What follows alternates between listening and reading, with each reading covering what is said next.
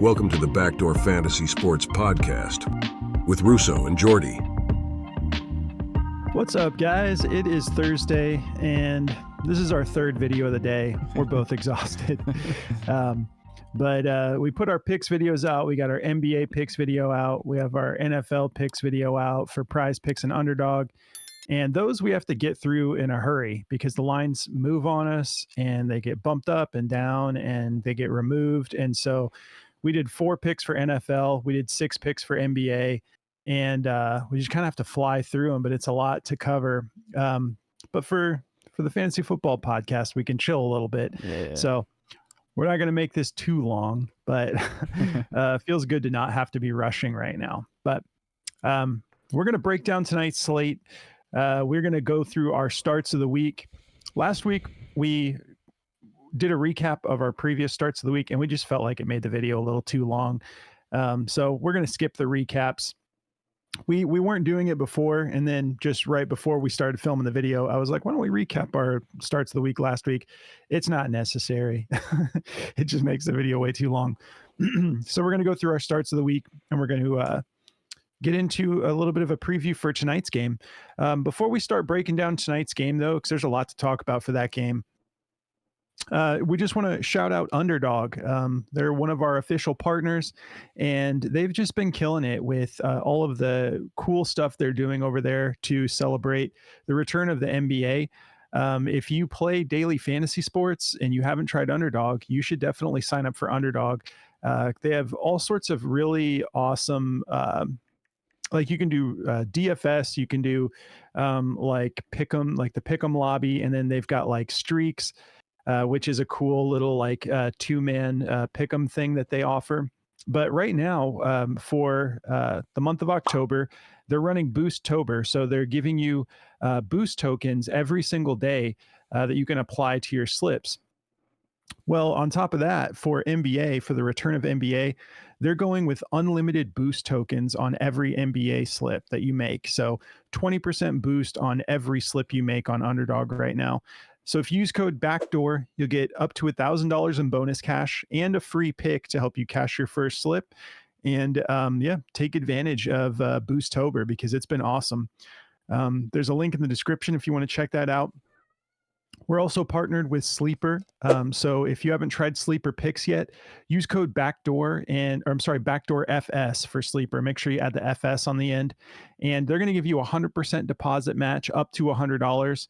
And for NBA, they've got a protected play out there. Like I got a $25 protected play. So that's basically like a sweat-free slip you can make. You get promo money back if your slip doesn't cash. So yeah, if you haven't signed up for Sleeper Picks yet, definitely hop on there as well. And that covers the partners we'll be talking about. And any of the other partners that we have, they're all in the link of the description. If you do daily fantasy, you should definitely check out Outlier. You can use it for free for a week. So we have that all in the description for you if you guys want to check out our other partners and what we're offering there. So let's start breaking down this game. So the Minnesota Vikings versus the Los Angeles Rams playing in LA. We have a 48.5 over under. Minnesota favored by 2.5. We have Cooper Kupp coming back tonight. We might have Puka Nacua. He's still listed as questionable. He was able to practice in a limited fashion all week, but we're still waiting to see if he's going to be able to play tonight. And then potentially TJ Hawkinson is supposed to come back, but I feel like it's sounding more and more like he's not going to. So we'll see. He's listed as questionable. He was able to practice limited all week as well. But I don't know. We don't know. Either of these guys, Puka and TJ, could end up playing tonight. We hope they do if they're physically ready for it because it'll make it a lot more fun. But yeah, it sounds like Cooper Kupp's good to go. He's already off the injury report, like well ahead of the game. The Rams desperately need him, that's for sure. So we've got the Vikings at 5-1, and they're, oh my gosh, yeah, the Rams are in such a must win. Their season's just about over. But yeah, the Vikings at 5-1 are now in second place in their division, so they really want this win as well. Um, but yeah, gosh, if the Rams go 1-6, that pretty much does it if it hasn't already. But yeah, what are you thinking for this game? You think it's going to be like you were mentioning earlier? You're a little bit apprehensive about the matchup for Kyron. Yeah, it's just a little tough. I mean, I'll pull it up while I talk about it, but it's the Vikings defense has been pretty unbelievable, as of late. I mean, I don't think anyone expected just over a year span for them to go from like one of the worst defenses to, like that, like one of the best. Rushing yards allowed wise, the Vikings have given up a ton on the ground. They're actually 30th in receiving yards to running backs. When it comes to rushing yards, though, they're second. So, it's there's a little hole in the game. We've seen some teams, gash some pretty big receiving yard stuff, but honestly, like when you look at who it was Detroit, not surprising. And James Conner had a big receiving game against them. So, it's that type of thing is just, I don't know. The Vikings defense is just, it's a really tough matchup. I'm scared for Kyron because he is leading the league in yards lost, which is, a big thing, but he's a smaller running back, but he kind of makes do. I mean, the dude is an absolute beast. So I could see him going for, a touchdown and 80 yards again, but, will he? I don't know. It's going to be a tough matchup. I really have no idea how this game's going to go with the fact that Cooper Kupp is back and maybe we see TJ Hawkinson. It's really going to be an interesting matchup. I think the Vikings will win, but, I have no idea what to expect of this game, to be honest. With the Kyron thing, a couple things I consider are, for one, like when you said leading the league in yards lost, for one, that O-line is pretty bad. Yeah, it's horrible. And for two, they haven't had any help through the air, so they've just been feeding him. So the amount of touches he's getting, the amount of carries, like that's going to affect those numbers a little bit too. So if 25% of the time they're giving him the ball and that line is not stopping the defenders, like that, I think all of that, I think it just doesn't really, that stat doesn't reflect Kyron, obviously not for fantasy, but I think that might have something to do with it, is like a poor O-line and tons of reps, so that might be a little bit of a deceiving statistic there. But I think that Cooper Kupp coming back is going to be great for Kyron.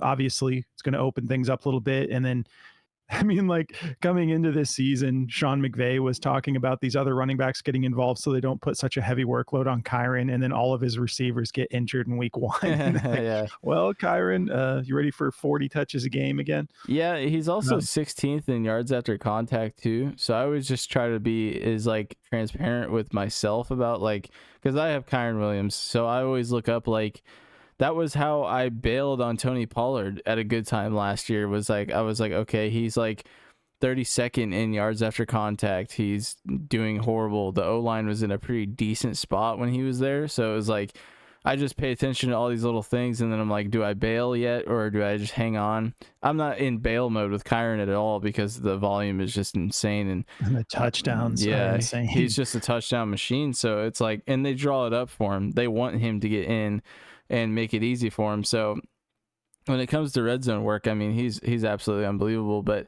I mean, when it comes to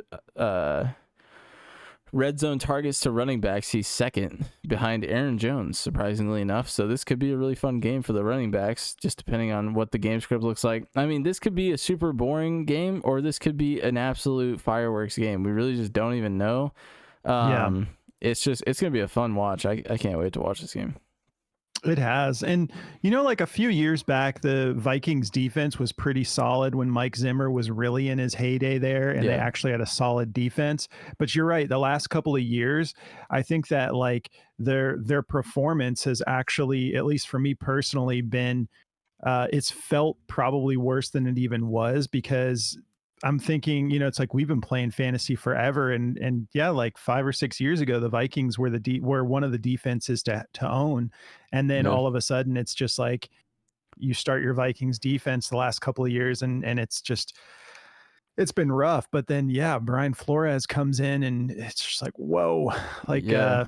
they've shocked the league, and on offense too. I mean, but we saw that last year. We've given Kevin O'Connell so much praise because their offense, like their pass catchers were relevant last year, no matter who they had at quarterback. Yeah. Now you have Sam Darnold come in, and it's looking even better.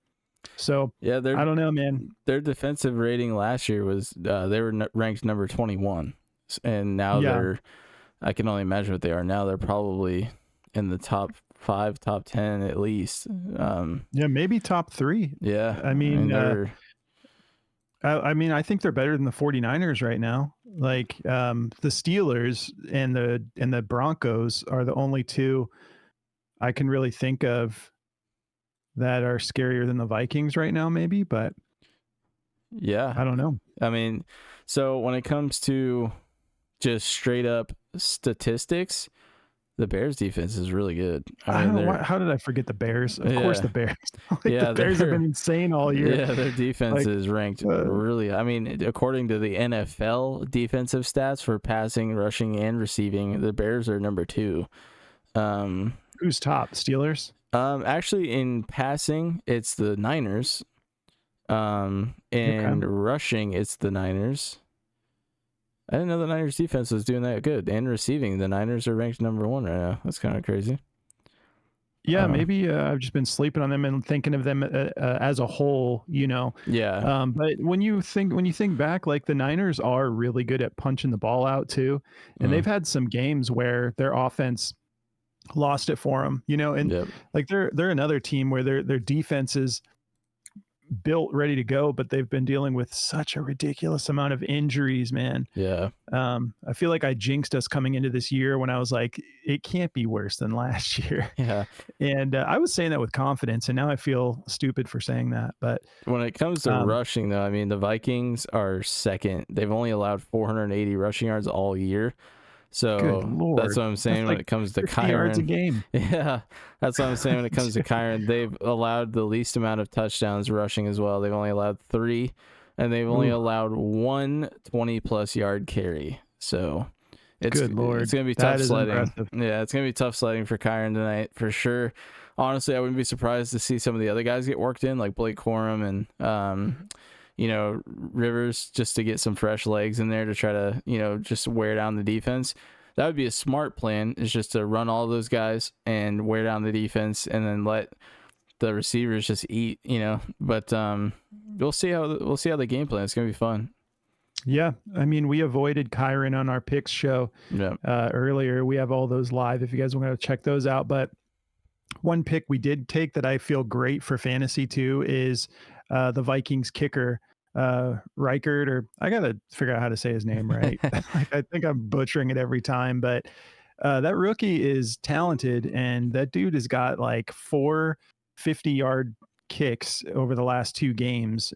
So you got to be stoked. I know we were all super high on Brandon Aubrey, who continues to be basically the new Justin Tucker. Yeah. But this rookie is looking really impressive for the Vikings too. So for sure.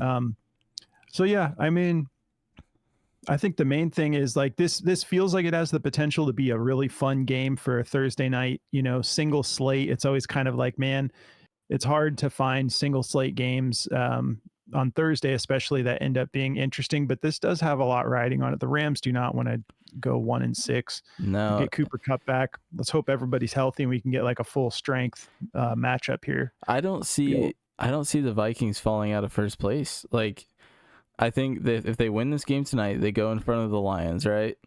And you look at the strength. If the Lions lose, right? Yeah. But you look at the strength of schedule here, like. So they beat the Rams tonight. Then they got the Colts. They probably win that game. They got the Jags. They win that game. They got the Titans. They probably win that game. Absolutely. Then they have the Bears. Then they have the Cardinals. They probably win that game. Then they have the Falcons, the Bears again, Seahawks, Packers, Lions. So it gets a little tough at the end, the last 3. But it's like, holy crap, they could be freaking 8-1 by the time they get into that tough matchups. That's true. But yeah. And they barely lost that Lions game. Yeah. Absolutely. So Yeah, so we love for fantasy, we love Aaron Jones tonight. Obviously, Justin Jefferson, you don't need us to tell you to start him. Yeah. Um, we'll see. I mean, I'm not starting TJ Hawkinson with him not being cleared yet, but No. I'm firing up Cooper Kupp. Yeah. You know, like if they're saying he's good to go, this is actually a pretty solid matchup. They're not going to be able to do that much on the ground. So I think that, especially if Puka's in there too. I think both Puka and Cooper Kupp. I think Matt Stafford is going to be so excited to have those two back. I think he's just going to they win this game if they somehow win this game, it's by classic Stafford just burning the place with passing all day. Absolutely. So I love those two to start, and then Jordan Addison, fire him up for sure. Yeah, I could see him getting in the end zone. And like you mentioned in the pick show, I think if Hawkinson doesn't play, Jalen Naylor, if you're desperate, might be might be a little flex option. He might get a little bit of work going as well. But man, if Hawkinson does play, it is a soft matchup. 30th in receiving yards allowed to tight ends. Like, man, he could really eat if he does play, but is he ready to take on a workload like that? I just don't know. Yeah. I mean, if he's still questionable today and he hasn't logged a full practice, they may just limit his snaps because that backup has been good enough, for them. Yeah. So we'll see. I might be more inclined to find someone else to start over Hawkinson this week. For sure. All right. Well, let's get into our starts of the week. Enjoy sports betting and daily fantasy? Well, Daily Grind is here to help you beat the books. They make premium DFS tools that do all the work for you, comparing lines across just about every platform, looking for discrepancies for you to take advantage of. Start off your research with their DFS Optimizer, a tool that finds all the best plays and rates them with their odds to hit indicator. Or if you'd rather have them make your entire slip for you, they have you covered with their AI slip generator. They'll even notify you when a new slip is available. Go to dgfantasy.com and use code BACKDOOR. They will give you 25% off your first subscription all the way up to a year if you want. That's dgfantasy.com, code BACKDOOR. Really excited about this game though tonight. Me too. And we got NBA as well, man. We're back to just entertainment all day, this every is day. Just, this is just all for the rest of the year. All right, you want to start us off today? Sure, man. We'll go QB. Yeah, QB first. Sure. I'll start us off with some Jordan Love. Let's do it. Jordan Love is going to be my quarterback of the week. He's got it's Jacksonville, guys. Like, he's going to go out there. This is the guy who is leading the league in touchdown passes, and he's going against the worst defense, allowing touchdown passes. 32nd in passing TDs allowed, giving up 3 a game, and Jordan Love has just been unreal, man. Like, this kid is just such a gem. Like, the Packers, I don't know how they do it. They're just generationally gifted at finding quarterbacks with massive, strong arms who are insanely accurate. So this dude has just been so fun to watch. As a Cowboys fan, I am so jealous that you guys have this dude for a long, long time. His last 5 games, 2 touchdowns, 4 touchdowns, 2 touchdowns, 4 touchdowns, 3 touchdowns. Like, the guy is just absolutely insane. Everyone's been lighting up this soft Jags defense. So 32nd, allowed in passing touchdowns, 31st in passing yards allowed. They're giving up almost 300 passing yards a game. And you're talking about a guy who's just barely going under 300 passing yards a game. He lit up this Minnesota defense that we've been praising. He went for 389 yards against them. So if the Jags can somehow keep this game competitive, this guy's going to have a monster day. Like, if the Jags can get their run game going and they keep this game close and they make Jordan Love stay on the field and just keep throwing and not just feeding the ball to the running backs, like, this could get really gnarly as a fantasy performance. So, I'm all over this. The dude's completing 61% of his passes on the year. He's throwing at least 33 attempts per game. So the stats just keep stacking up for this dude. And now you got, all 3 of these wide receivers are, startable. Romeo Dobbs, Dontavian Wicks, Jaden Reed, they're all dead even in target share. You got someone like Tucker Kraft, who's, eating up the soft side of the field. It's pretty unbelievable how well this team is coached and how young they are. Like, my God, this team is going to be good for such a long time. But yeah, I mean, like, super insane start for me. So Jordan Love, to make it sweet and simple, I think he's just going to go nuclear this week. Me too, man. And, I had mentioned a couple times early on in the year, Jordan Love's my MVP this year. And I know that Jaden Daniels is making a strong case too. Yep.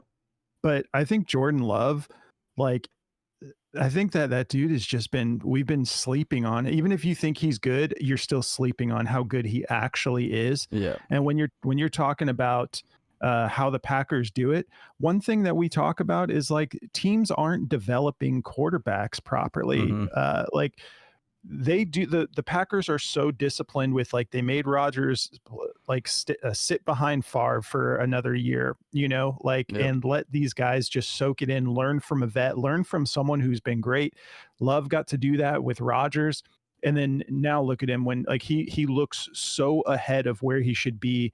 When you're talking about what was last year, like his first actual start, as a quarterback, starting quarterback. And then they paid him all that money, and he's proving that he deserves every penny of that contract he got. And talking about that matchup, I'll get into my start of the week, who's going to be Caleb Williams. He had the Jags last week. He went for 4 touchdowns. Yeah. 4 touchdowns, 226 yards. But yeah, I think that Jordan Love's going to go nuts this week. We do have, I'm hoping Jaden Reed is completely 100%. He's still been kind of banged up a little bit here and there. And I would love just like a fully healthy Jaden Reed for this matchup, because I need him in my dynasty league to pop off. All right. So Caleb Williams is my quarterback start of the week. It was kind of tough. A lot of these matchups for quarterbacks, other than guys that you're starting every week anyways, like Lamar Jackson and, like guys like that. And I mean, I know Jordan Love is, if he's on your roster, he's your every week starter. For sure. But still, I like Caleb Williams in this matchup against Washington. We're probably not getting Jaden Daniels back this week. Let me double check that real quick.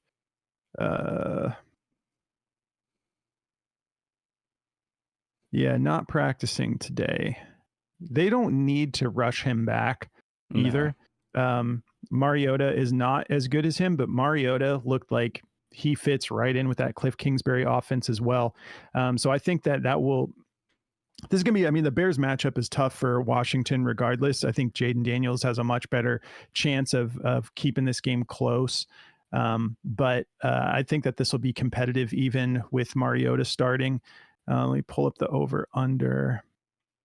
So we have a 43.5 over under, Bears favored by 2.5, playing in Washington. But just Cliff Kingsbury is just on a different level with his play calling this year. And so I think that they'll be able to keep it competitive where the Bears don't just run the ball all second half. But this matchup is also really soft. 25th in passing touchdowns allowed as Washington. And then for passing yards, 12th in passing yards allowed. We've seen Caleb getting better every week. He looks like he's going to be a solid, long-term starter for the Bears.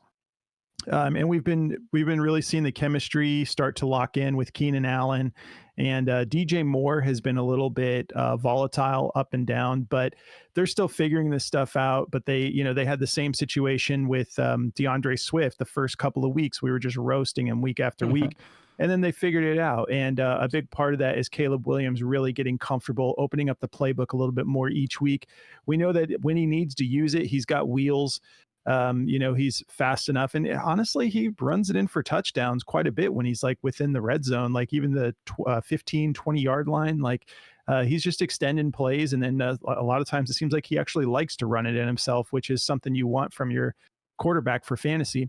So, I mean, coming off that performance, going for 4 touchdowns, even if it was against the Jags, that's still pretty impressive for a rookie. And I believe that game was in London, if I'm not mistaken.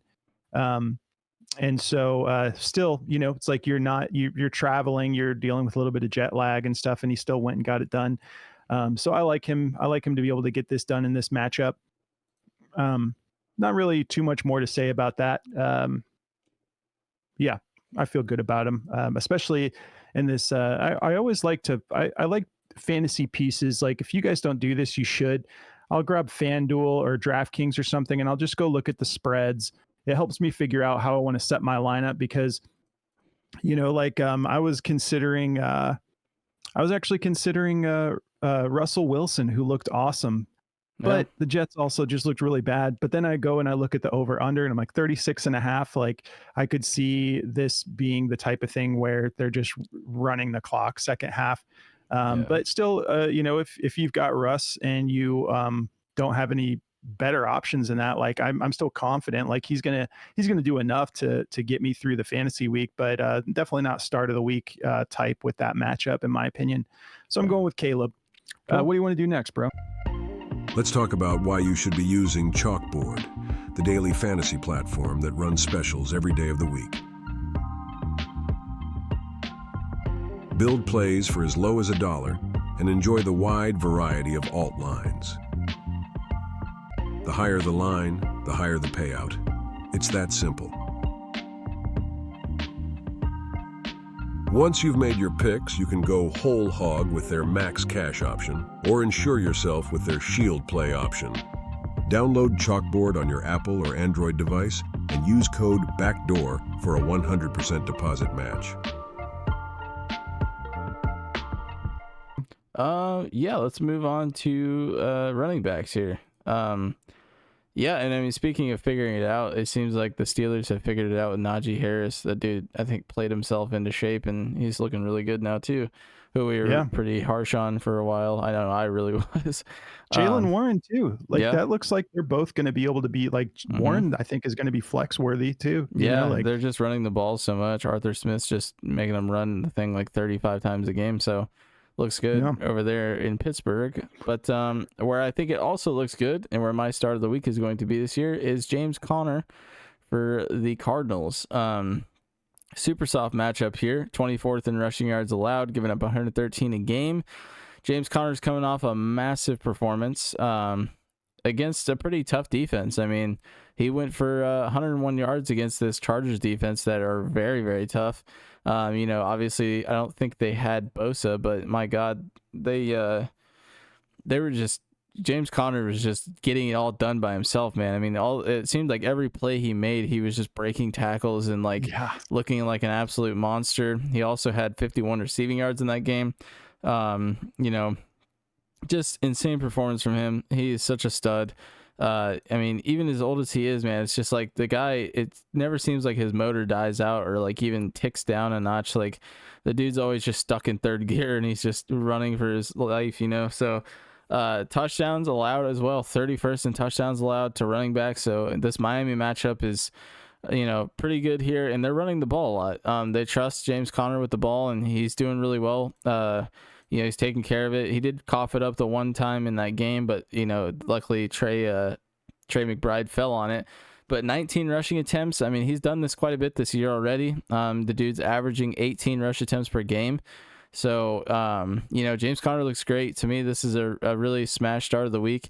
If you have James Conner, I know there's a lot of people who have James Conner in really, really good teams. So, I mean, I'm flexing him this week for sure. No doubt about it. Smash start for me. So, he's going to be my start of the week for sure this week. Yeah, man. And James Conner's an every week starter for me. He's a pivotal piece, but I do really like him too. And the thing about that run game for Arizona, like Drew Petzing, he's making sure that he wants the run game to be a solid part of what they're doing offensively, and he's running a lot of 3 tight end sets just for extra blocking. Yeah. So Connor is, and on top of that, Connor is you're talking about him not losing a tick. He's playing some of the best ball of his life. Yeah. He looks like he's somehow in his prime at 28, 29 years old. Mm-hmm. And the dude is just insane with yards after contact, and he looks faster than he's looked in previous years. Yeah, So I've always said, since I've been watching him, that his balance is some of the best in the league. Like his ability to he almost like gets up in the air like half an inch when people are gonna tackle him, and he just lets his body like float, and then he just gets back on the ground and keeps running. It's like the craziest running style. I haven't seen anyone run like him since Le'Veon Bell, and maybe he learned some of that from him, but it's like that tough hard-nosed running where it's just like he's just bouncing off people. It's so much like Le'Veon Bell, like not the patience part, but if you used to watch Le'Veon, he used to just bounce off people. He wasn't trying to run them over. He would just bounce off of them and keep going, and that's a lot of what James Conner does. It's crazy. You're right. It's like when contact is made, it's almost kind of like his feet aren't on the ground and they're just moving him versus like taking him down. Yep. So yeah. All right. Well, my running back start of the week is going to be J.K. Dobbins, and I'll tell you why. It's because he's playing the New Orleans Saints, who have been atrocious against the run for the last 2 weeks. We saw 2 weeks ago what the Buccaneers did to them, and we saw all of a sudden Sean Tucker is like the pickup of the week for the waiver show. Like I went and got him, and I'm still happy with him, but I'll be honest, like Rachaad White looks like that's just like they have 3 running backs who can get it done right now. Yeah. And Rachaad White is looking solid. He's getting better on the ground. He's an elite pass catcher, and he's a big dude. So I'm still for Dynasty I'm just happy to just let Tucker sit there and marinate, until he gets an opportunity. But Sean Tucker on this New Orleans defense went for 193 yards and 2 touchdowns. And then the very following week, I was like thinking like, oh, that was just a random thing. We did not like Javonte Williams last week against the Saints. We weren't like super scared off of him, but the holes that the Broncos were making on that like absolutely porous Saints defense was just insane. Everybody, every single running back on the team, including Audric Estime, who fumbled the ball, who had like just a few touches, everybody averaged like 6 yards a carry, including Bo Nix. I don't know what's going on in New Orleans, but it is just atrocious. And now we've got a team that loves to run the ball. We've got J.K. Dobbins looking great, looking absolutely like he hasn't lost a step. He looks healthy. I've been so happy for this dude. We talk about it every time we bring him up, but he's playing on a $50,000 contract because they were so unsure about his situation, basically blowing out both of his knees. He looks good, and now he's got this matchup where I think he's just going to absolutely eat. Unless there was something that the Saints weren't able to figure out in 2 weeks that they're going to figure out, like we'll see. But I gotta just go all in on Dobbins this week. 26th in rushing yards allowed to running backs. And he's been getting so over the last 5 games, let's just look at I'm going to look at all of 2024. So yeah, over every game this year, he's averaging 15.8 rushing attempts per game, averaging 5.5 yards per carry. So let me just take a look here, because I think let's see, he's got 3 touchdowns on the season, and they're also 25th in touchdowns against when it's set to running backs. We use Outlier when we're looking at all this matchup stuff. We talked about Outlier. You can check it out free for a week if you want. Use it for all your daily fantasy needs. It's really killer. But yeah, so let's see. Red zone attempts and targets. Yeah, I don't need to go on too long about this. He's the RB1 in a Jim Harbaugh offense who is just, they love to run the ball. And this matchup, I'm going to keep exploiting this Saints rushing matchup until they prove to me that I should stop doing that, because I'm literally targeting them at this point. So yeah, J.K. Dobbins, that's going to be, I don't know, did I cover the over under? I don't think I did. Let's get into that because I'm kind of curious. So 40.5 over under. Chargers favored by 7.5. This is actually perfect for this narrative too, because like I said, I'm targeting matchups with a higher over under. Not if I'm taking a running back. I want him running the clock. So they're playing in Los Angeles. I'm super pumped about this, and I'm thankful that I actually have him in a couple leagues. I'm so bummed that I missed out on him for Dynasty, but I'm going to be firing him up for sure, and I expect him to eat this week. Yeah. All right. Heck yeah. There's something in that delicious seafood they're cooking out there in New Orleans, man. These guys need to start blocking and tackling people better. Dude, it was unbelievable, the holes that Denver had. It was like no guys within like 8 feet of Javonte. I'm just like, what is going on here? Yep. Cool. You want to do wide receivers? Yep. Next? Absolutely. Cool. So for me, I'm moving on to Stefon Diggs. Stefon Diggs and I feel like Keenan Allen are like the two veterans this year that look really good in like the red zone. They're not like these deep threat guys anymore. They're just like the, dink and dunk. They're just going to take you all the way up the field type guys where it's like they can get, it was so weird last week because last week I had Stefon Diggs as, I think either my start of the week or in my, I took his, one of his props for over 5.5 receptions, and he had 5 receptions in the first quarter and then only got 1 in the last 3 quarters. So it was really weird, but he looks so dominant going up the field. And against this soft matchup against Indiana, 22nd interceptions allowed to wide receivers. They're also 26 in receiving yards allowed. And, if he ends up getting any rushing attempts, they're 31st in rushing yards allowed to wide receivers, which is interesting. So all around, this is it's a really soft matchup. I think the Texans are going to absolutely just dominate the Colts in this. That's not like a crazy hot take or anything, but I think he's going to be a big part of it. I think this could be one of those games where, last year in this matchup, obviously he was with the Bills. He had 6 receptions for 2 touchdowns. So the dude can ball, obviously. I think he's going to do something very similar in this game. I could see him getting 2 touchdowns, no problem. I think he'll at least get us 1, and I think he'll go for probably 6, 7, 8 receptions and, a couple, double-digit receiving yards, obviously, for sure, like 60, 80 yards in that range.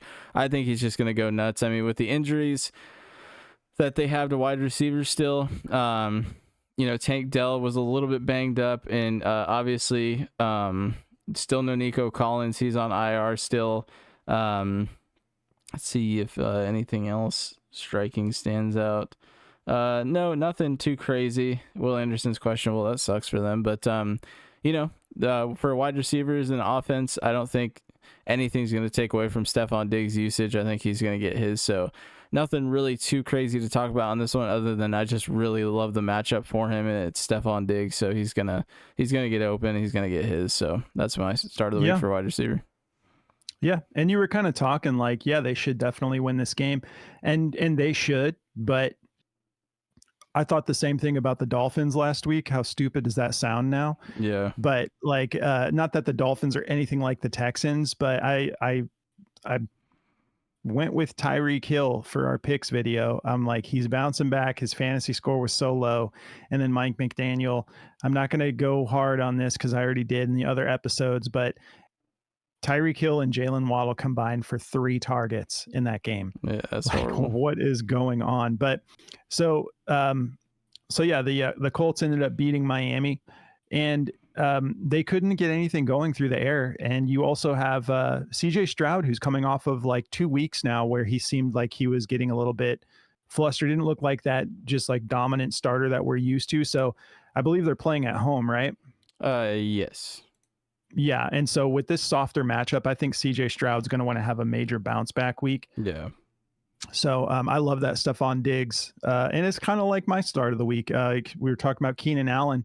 These guys who like, when the offense is clicking, they're just they turn in like these sort of PPR machines. They're not going crazy downfield, but the quarterback can just pick them apart over the middle of the field, and then they're heavy red zone targets. So Keenan Allen matching up with this matching up with this Caleb Williams. It's funny, like I don't ever do that intentionally on the start of the week show, but a lot of times I'll end up with a stack because I like both pieces for the same reasons. Yep. But Keenan Allen's really been turning things up as far as his red zone usage. As far as Keenan Allen goes for my start of the week, he's got this soft matchup against the Commanders, 28th in touchdowns allowed to wide receivers. He's coming off the week where he just went for 2 touchdowns, and he's getting a 23% target share in the red zone, which is amazing. We love that. I don't think that this is going to be too difficult for him to be relevant this week. And Caleb just seems to be heavily targeting him in the red zone. That's honestly the main reason why I'm all over this play, is I think he's good for at least a touchdown. Probably like at least 4 or 5 receptions is what I'm guessing. They are 18th in receptions allowed to wide receivers. So we'll see. Maybe they make it a point to get DJ Moore a little bit more involved this week, because he has been sort of like the odd man out as of late. But I think Keenan is good for, like 5 receptions is my guess. And I think that this will be the type of thing where I don't think that it's going to get so out of reach, like I mentioned earlier, to where they're just running the ball all second half. I think that even if that is the case, I think that they're just still wanting to get Caleb reps and, get him a little bit more experience moving the ball, not just feeding DeAndre Swift all second half and Roschon Johnson. So that pretty much covers it. There's not like a whole lot to say. This is really just, I love this play this week because of the matchup and the crazy target share in the red zone we're seeing from Keenan. Absolutely. So, all right. Awesome. Jump into tight ends. Yeah. So love jumping into tight ends here, but mine is going to be Hunter Henry. Kind of a little bit of a tough matchup, not gonna lie. It's like middle of the road. They're playing the Jets, but my God, you can't go wrong with Hunter Henry's usage. And I think it's going to stay very similar. I think Drake May really likes his new big target here in Hunter Henry. 8 receptions for 92 yards. He didn't find his way into the end zone in this game, but he was targeted in the end zone twice, so it was there. The dude's leading the team in targets. He has 39 targets to Demario Douglas's 36, and then you got Jalen Polk with 24. So the dude is just dominating the target share. He's owning 20% of the targets on the team. I don't think that's going to change. I think he's got great hands. He's a great route runner. He's not anything not like an athletic specimen or anything like that. He's definitely not as slow as Will Dissly, who just ate in that last game. But he's doing really good. Hunter Henry, he was Russo here. He was his don't give up on him, one of those players. I don't know if you guys remember that episode. We did like the don't give up on these veterans episode. And I agree with that. I think Hunter Henry, it looks pretty grim with Jacoby Brissett, but Jacoby Brissett just looks so shaky, and you already see a lot calmer play from Drake May. He's thinking through, he's looking through his reads, he's not forcing anything. I don't even think did he turn the ball over in the last game? I don't even think he did. No interceptions. I don't know if he fumbled it, but so he's being really crispy, and he's going against a Jets defense that has been struggling. They are getting Hassan Reddick back, so that is going to help tremendously. I pray for Drake May because they're gonna bring the whole house at him here. But if he can just be smart and he can just facilitate, he doesn't have to do anything crazy, because honestly the Jets aren't scoring very many points. I think they will in this game. But, this is going to be an interesting game. I think it'll be close. I'm not going to go as far as to say, like, I think the Patriots are going to win this game. I'll save that for the when we predict the week episode. But, I think it's going to be a fun matchup, and I expect Hunter Henry to probably get six receptions or so in this game, and hopefully a touchdown. So, yeah, I mean, God, we remember what happened last time these two teams matched up, but that was Jacoby Brissett. Mm-hmm. And then they just threw homeboy into the flames with 4 minutes left. Yeah. So 41.5 over under, Jets favored by 7, playing in New England. But what I like about this is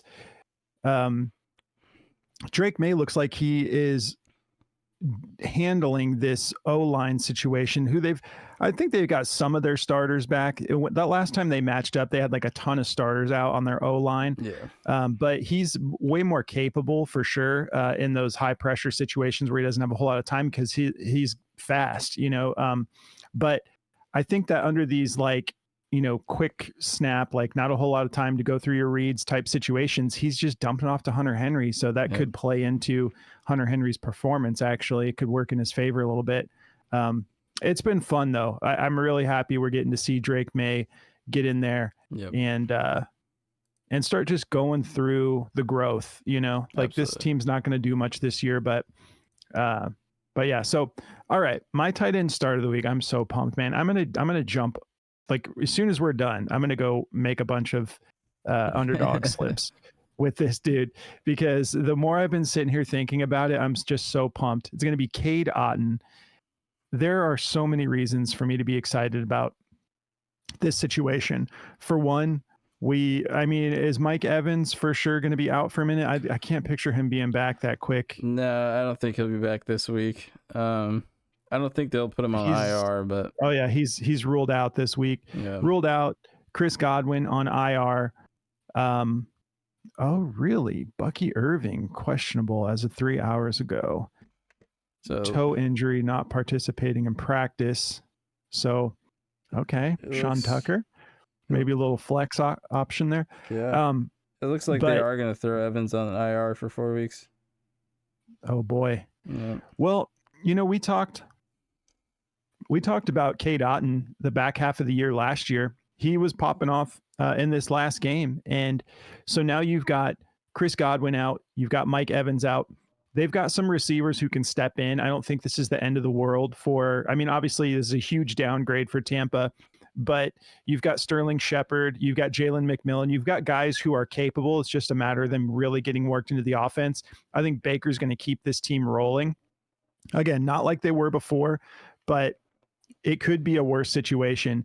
But in the short term, I think that he is going to be targeting Cade Otton so much in this game, who, ended up just in that last game going off for 100 yards. Man, I don't totally see. I think it was 10 receptions for 100 yards. 10 receptions. Okay, yeah. And they were like some of the craziest, toughest catches I've ever seen in my life. Like him getting flipped over on his head and still holding onto the ball. I don't know. That He's guy a is so baller, tough, bro. Yeah. Big dude, and he he had a great rapport with Baker last year around this time. He started really turning things up. Yep. So I just really love him this week. Let me see. Let's get into the specifics of the matchup. So overall, Atlanta is 8th in receiving yards allowed, but they're 16th to tight ends. So on top of everything I've said, as of 4 hours ago, Payne Durham, their backup tight end, is now questionable. Sits out of practice, calf injury, not participating as of today. So this could be 100% snap share game with, you get it. You get what I'm saying. So they do have a couple other tight ends who could handle, a little bit of work. But if I know Todd Bowles in this situation, we'll see what Liam Cohen wants to do. But the indicators are so green for this start this week. So I'm going to be all over this situation for daily fantasy. And I actually, in none of my significant leagues do I have Cade Otton, but I do have Hunter Henry. I might throw him in a couple lineups, but I also have Trey McBride. So, but I'm sitting here when you were going over Hunter Henry, I'm like, interesting. I'm not going to start him over Trey McBride, but there are going to be weeks where I really have to figure that out. So yeah, Cade Otton, I'm all about it, because I don't think this team's just going to call it quits here. Got a home game. And then let me go over, I didn't hit this over under yet. 45.5 point over under, Atlanta favored by 2.5. Maybe I did already say that, but yeah, I'm loving Cade Otton this week. And you guys let us know if there's any questions you have, just drop them in the comments. I had a question I wanted to ask the viewers earlier that I totally forgot now. So